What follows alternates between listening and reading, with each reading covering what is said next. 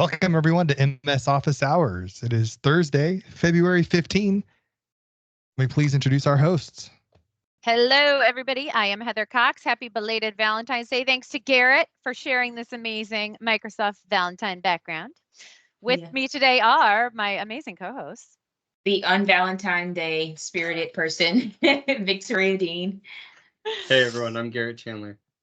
And Garrett, you want to do the intro for Richard? Oh man, it would be my honor. Oh man. Okay, so for those of you who don't know, Richard Balsley has joined us. I'm telling you guys, when I say King of Intune, I truly mean this. This guy lives behind the scenes, does a lot of work, but is supporting so many customers, not just in the country, but globally. Let me be clear. This man knows it all about Intune. So I'm so excited to have him here and talk about the Intune Suite. So Richard, without further ado. Well, thanks, Garrett. That was some intro. I appreciate all the kind I'll come words. to every meeting and intro you like that. Well, I'm not sure how efficient that is, but I appreciate it. Anyway, thanks for the intro. Hi everyone, I'm Richard Balsley. If you are a part of our Endpoint office hours community, then you probably know who myself and Garrett are. If you're not, and you do want to have some more Intune info, join us. We actually have a call every Tuesday. It's a bi-weekly call Tuesday, 1 o'clock Pacific, 4 o'clock Eastern. Garrett will get you the info in the chat, but come join us because we talk about Intune Suite and all sorts of other fun topics around device management. Now, for the Intune Suite, before we get into what that's comprised of, let's just level set a bit on what Intune is and what you guys, for the most part, most of you guys probably have access to this already. So with Intune, before we introduced the suite, we had Intune Plan 1. And so with Intune Plan 1, it's included in EMS, E3, A3, M365, E3, A3, and E5, A5, as well as F1, F3. This is premium. There's other ways you can get access to it as well if you have Intune for Education. We throw Intune in all sorts of different products. And with Intune, it's your device management solution. So if you've never used Intune before, you haven't seen it, it effectively is our MDM solution to manage devices. And so we'll manage Windows, Mac OS, iOS, Android. We have Chromebook, not management. We have Chromebook viewing. You can take your Chromebooks from the Google Admin Center and you can see them within Intune, but you can't manage them. And so this is our cross-platform solution to manage all of your endpoints. Now, last year, we made this announcement of this thing called the Intune Suite. And when we made that announcement, we introduced not just the Suite products, but there was also this Intune Plan 2 that has been around for a little bit as well. And this presentation isn't designed to talk about a lot of the stuff with Plan 2. But when we introduced the Suite last year, we introduced one product initially called Remote Help, which for education customers, you guys have access to this if you have a Microsoft 365 A1 for devices SKU or A3 or A5. It took us a while to actually get it into everyone's tenants, but we finally did, and you should have access to this today. And if you haven't touched it yet, if you have Intune, you haven't turned it on, it's fairly easy to set up and turn on. You can do that, no issues. But then we also introduced Endpoint Privilege Management shortly after the announcement of the Intune Suite. Now, Endpoint Privilege Management is a solution that allows you to elevate users that are running standard user today on their device. If you want to elevate them to have admin rights, you have that capability. So if there's an executable that they need to run as admin, then you can give them the ability to do that. And it makes it really simple and it lowers your security risk on those devices. And so that's really been what the suite has been comprised of up until February 1st. Now, February 1st, we made an announcement that a number of new features were coming to the suite to round out the promise of the suite that we made about a year ago. And so those features include three new features: Advanced Analytics, which is an enhancement of endpoint analytics that's been in Intune for a bit, and we'll go over demos of all of this stuff here in a minute. We also introduced Enterprise Application Management, which allows you to take applications that most of our enterprises are using today that you can't find in the Microsoft Store, and make it so that you can easily deploy these applications without having to download the content, find the install string, the uninstall string, create a detection method, a requirement rule, all those things that take a ton of effort to package your applications. We do a lot of that work for you with Enterprise Application Management.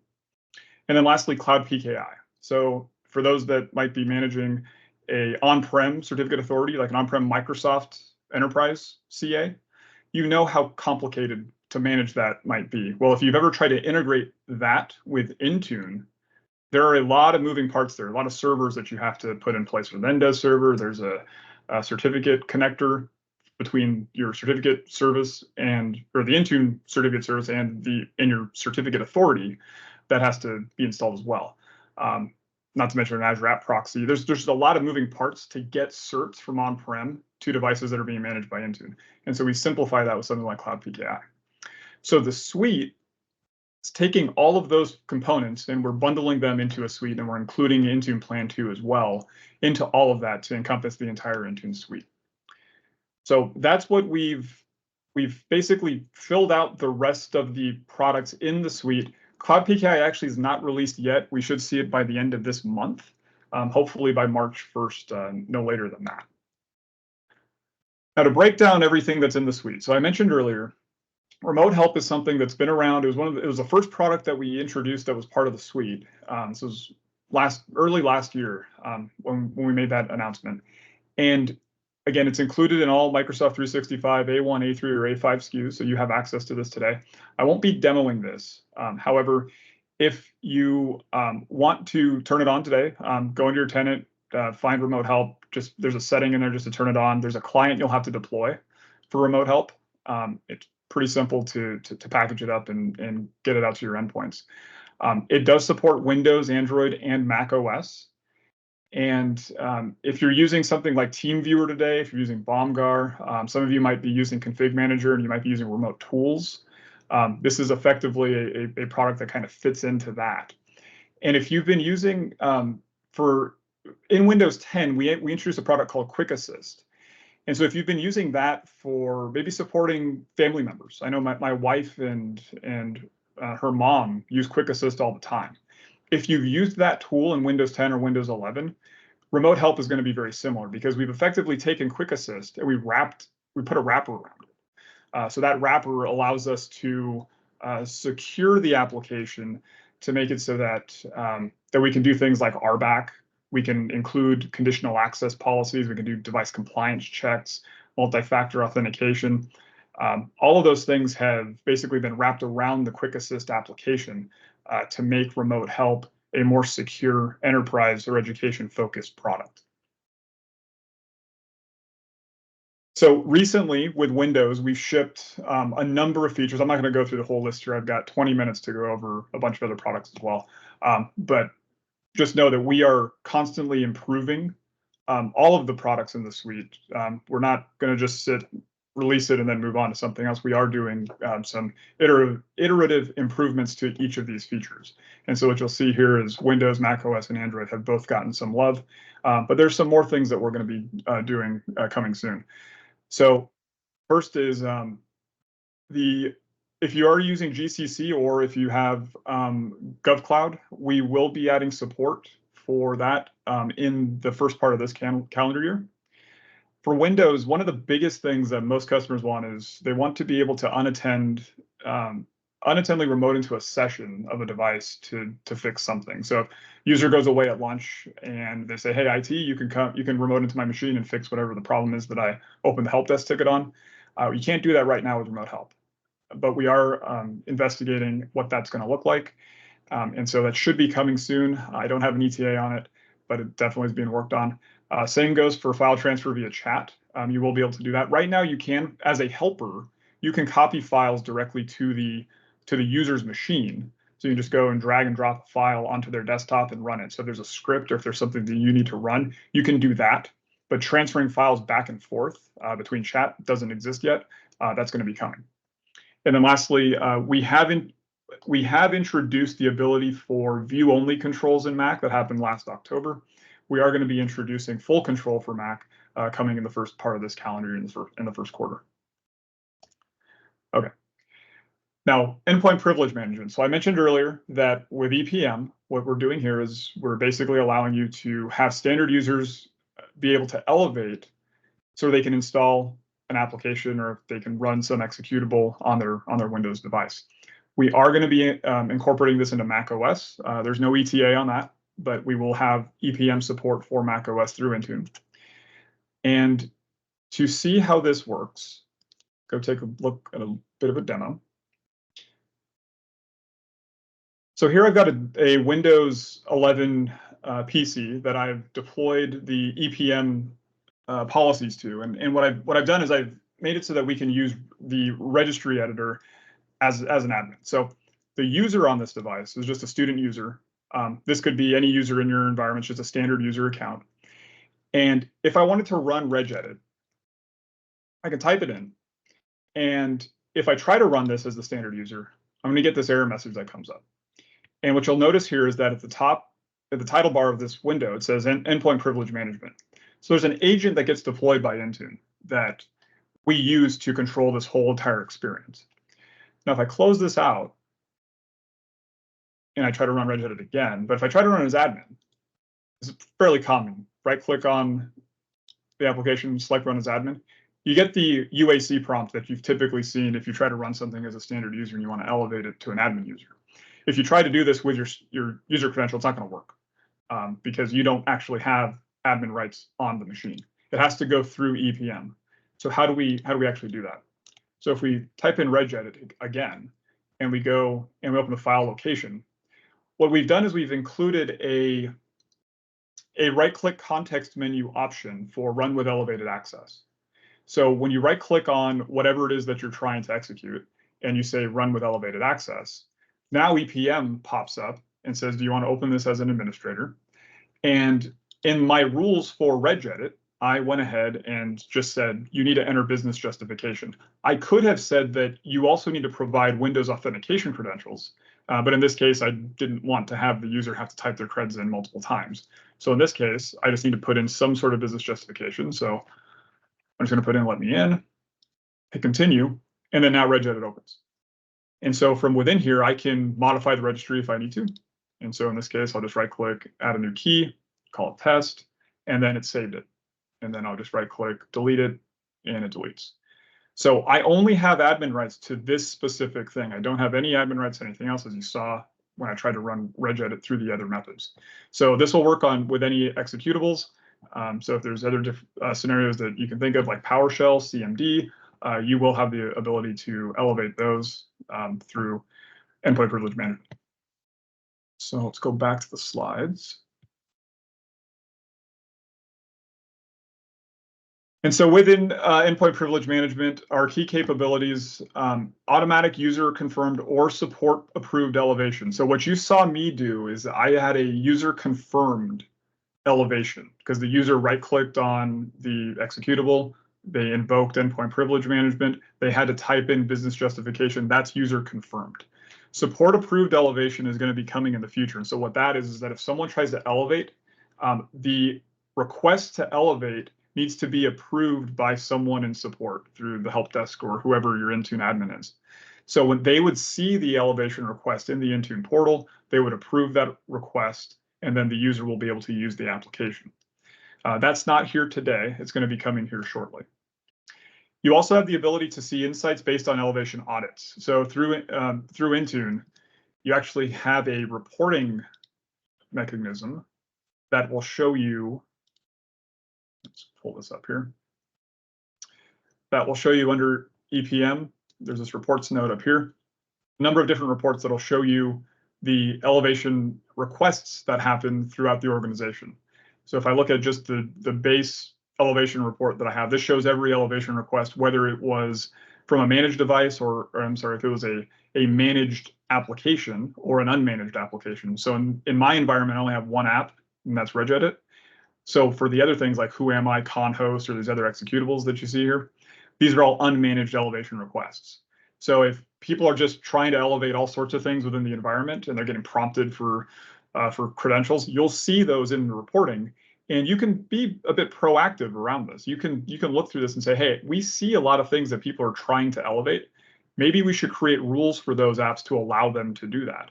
Or alternatively, it just gives you some insight into what's going on in the environment. Say, hey, maybe there's some applications that these things kind of look weird.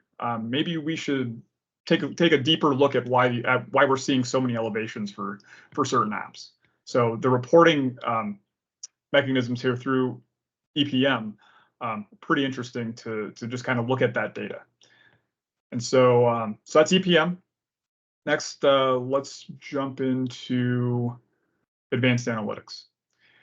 So advanced analytics is an extension of endpoint analytics. And so if you have been using endpoint analytics today with Intune, then you know that you get some insights around things like startup. So how quickly or how slowly your machine might be booting. You also have the ability to look at application crashes and various other things that endpoint analytics derives. Advanced analytics takes this a step further, and it allows us to understand not just application crashes, like I mentioned earlier, or just our startup performance of a device, but we can go a step further to understand if I have an application that's crashing, why is that application crashing? Is there some other thing that could be related to this application that is crashing? And it's not just the app itself. Maybe there's a driver. Maybe there's some hardware component that is common between a number of different devices. And we can correlate that data now between the application crash and something else on that machine. And we'll create a correlation group. And if we see a bunch of machines that are falling into this correlation group, that kind of gives you some insight into, okay, maybe there's something going on there, that it's not just the app that's the problem, but again, maybe it's a driver, maybe it's a firmware update, maybe there's something else that I need to do on those machines to fix that problem. And so before the help desk gets a bunch of tickets on these crashes, oftentimes people just don't open tickets anymore. So you have no insight if these things are problematic. Well, now with advanced analytics, you will actually see that. And so if we look at Intune over here, and we take a look at the endpoint analytics node under reports, we'll see that there's a new tab. Oh, actually, we'll see a new tab over here that's called anomalies. Actually, I'm going to jump to a different tenant. So in this tenant, under anomalies, we will see that there are these new anomalies by severity. And so we have 2 that are high severity, we have 2 that are medium, we have 0 that are low, 3 informational, and 7 total. And so down here at the bottom, we can see the different anomalies that Intune has created for us. We can see the status, the number of devices that are affected, when these were created, and the latest occurrence. And so if I click on this chrome.exe one, where it says Chrome is experiencing crashes or hangs on several devices in a 48-hour window, what this will tell me is all the affected devices, whether they're correlated to different device groups or not. I can see every single device that has been impacted. I can get the manufacturer of the device, the model, OS version, and then the occurrence information. But if I click into a device, this will bring me to the device timeline view, where I can see when these crashes happened. But I can see more than just the app crashes. I'll see the app crash information, but also see logon info. I'll see boot information. And so if you look at this and if it looks kind of similar to maybe Event Viewer, that's because we actually are scraping the Event Viewer locally on the machine, but we're only taking the info that we need and we're leaving all the other junk in the Event Viewer that you don't want. Because if you've ever tried to look through the Event Viewer, you know that it's just kind of a pain to go through it and read everything that comes through it. So we're filtering all of that out to give you the useful information to troubleshoot or do what it is that you need to do. So in this case, we see that we have our errors, we have our warnings, and we have our informational items. And we can see that at 3 a.m. on February 11th, that we had some errors that happened. So if you scroll down on the 11th, you'll see all these different errors, a number of crashes for not just Chrome. We saw things like with Edge and Teams and a bunch of other things. 3 a.m. typically seems to me like that's a good time to update devices, right? Usually 3 a.m. is the default for Windows Update to actually do some updates. And so it's not surprising that maybe we updated the OS and those applications just didn't gracefully shut down. And the OS just kind of took everything with it. So, but the interesting thing here for the anomaly detection is that when you look at Chrome, it crashed 4 times within a short time frame. And so because of that, we're like, hey, let's make this anomaly detection. Say, hey, there's something that's happening fairly frequently with this application. And so we can see that through the overall anomaly. We can see that for every single affected device. But then what we do is we take this a step further and we correlate this based on some sort of criteria. So in this case, if I look at group 2 here, this shows me that we have Chrome and we have Excel, and these are the versions of each application as well. So we're saying that Excel with this version and Chrome with this version, we're seeing that we've got some problems here with these devices that are correlated. And we see the prevalence information over here as well. So the prevalence is basically telling us that 27% are in this affected group, 72% are not in the group. So once we start to see something over about 25%, you start to fall into this medium prevalence category. And so we'll rank these based on the prevalence. And so that's where we see like the device, this group 0 has a higher these basically have the same prevalence, but as you get down in the list to the other groups, you'll see that they have lower prevalence scores. And so that's how the ranking happens when you look at all these groups, because you could see I have 4 here, you could see more. Just kind of depends on what's going on within your environment. But what I did want to call out here is for group 3, we have an issue here with our hardware IDs. This is our drivers that are causing a problem. So that's an anomaly detection within Endpoint Analytics, Advanced Analytics. We also have a new battery report that we're including within Advanced Analytics that goes over the overall battery health of your devices. So it gives you the score trends, capacity score, runtime score, all that good stuff that a lot of people are interested in, because it's going to help you make better decisions in terms of when you might need to phase out certain devices and purchase new ones. If you see a device model that is showing up that has poor battery life, that the battery health score is low, then it's probably time for that device to be refreshed with a new piece of hardware. And so you can look at models, you can look at specific devices, you get the overall health score for those.